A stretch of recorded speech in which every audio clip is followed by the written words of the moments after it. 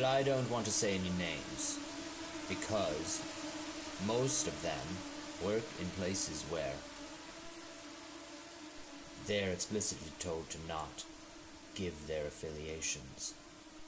Public defendants, cybercrime units, financial institutions, federal agencies, some consulting firms, major vendors of digital forensics products. As a person who's on the faculty, I've been here a while, and I've become interested in many things. Sociologists are interested in mapping out the way in which human societies are structured and formed and how they evolve. Similar sorts of things are happening now at the level of digital devices, which have to share spectrum, power, human attention.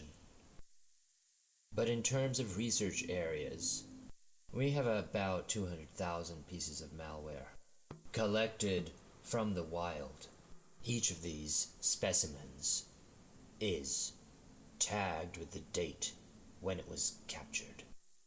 Malware in general is under extreme selective pressure. That selective pressure produces strains of viruses that are more fit. We're trying to see whether their behaviors and their appearance has undergone a kind of evolution. The question of how to do digital forensics in a scalable way. We have device storage capacity going up exponentially. Device diversity going up exponentially. The basic forensic task is find me something I'm interested in as a lawyer for my case. That's simply not a scalable proposition, because the question is, how do you make that search process more efficient? By computing some kind of structure on the information that's content-based.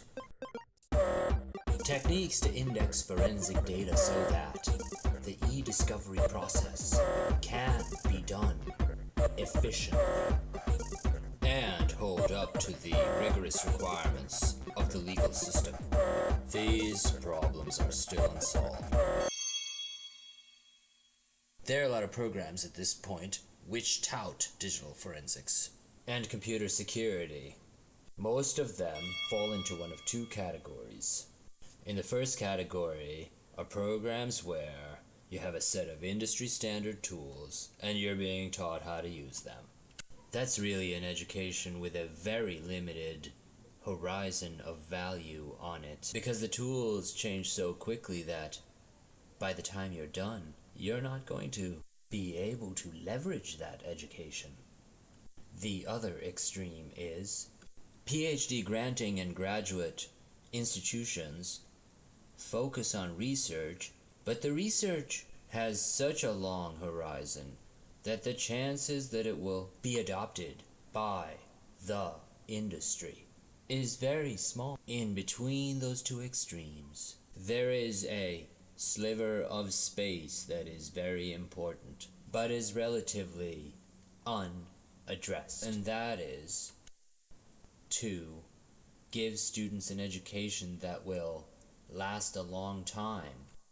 Not just train them to use the existing tools, but research with a connection to what's going on right now in the field, so that they can lead and immediately influence the way that things are going.